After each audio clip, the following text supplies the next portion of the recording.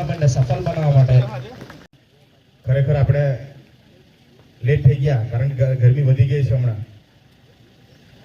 લગભગ આપણે પંચાયતમાં ક્રિકેટ ટુર્નામેન્ટ આયોજિત કર્યું હતું. એમાં અમારા લોકલાલીલા એક્સ સાંસદજી લાલુભાઈજી, ઈશ્વરભાઈજી, અમારા પરિયાળીના એક્સ સરપંચ ભાવિકભાઈ, સુનિલભાઈ, ઈશ્વરભાઈ અને મંચ પર વિરાજમાન ગામના અગ્રગણીઓ, કોચિસ, સ્કોર કીપર્સ, ઇવન મારા ક્રિકેટ ભાઈઓ.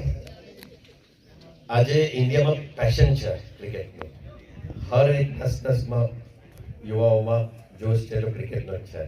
આજે ચેમ્પિયન્સ ટ્રોફી છે ને, કોને વર્સિસ કોની? New Zealand versus India. તો આપણે ઇન્ડિયાને શું કહીએ?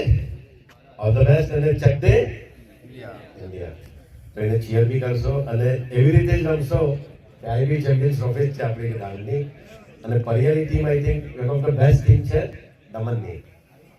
એક જ થિંગ કહેવાય કે જે રિલિજન પેશન છે એ ખાલી ગેમ એન્જોય કરવામાં ના રમો, પ્રોફેશનલ બનાવો. કારણ કે હવે આપણને આઈપીએલ છે, રણજી ટ્રોફી છે, અને બહુ આગળ સ્પોન્સરશિપ મળે છે. હવે બધે પ્લેયર્સો નવા આવ્યા કરે છે.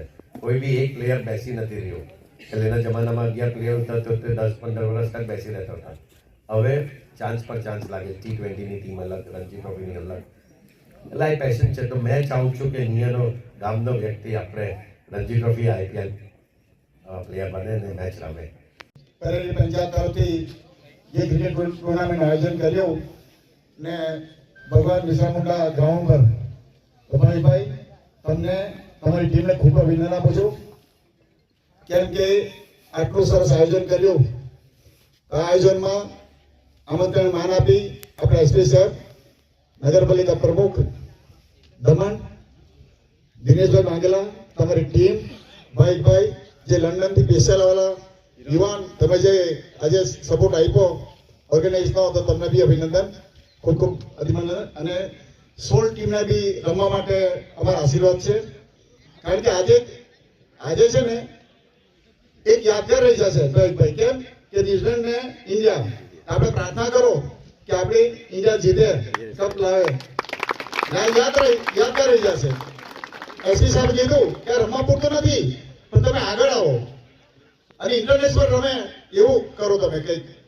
કારણ કે આપણી પાસે ઇન્ટરનેશનલ ગ્રાઉન્ડ સેલેક્શન બની ગયું, તેમાં રમવાનું હોય તમારે. इतनी कड़क धूप में एक बार फिर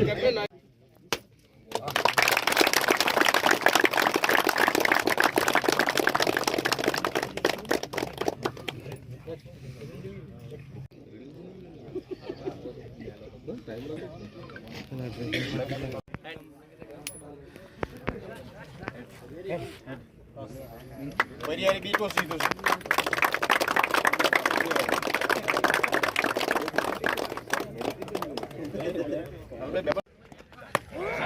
का खेल 2 ओवर सर्कल और जितने भी रूल्स रेगुलेशन जो रखे गए हैं वो सभी को फॉलो करना होगा और एम्पायर का निर्णय यहाँ पे आखिरी माना जाएगा। और यहाँ से शुरुआत की है गेंदों के साथ हमारे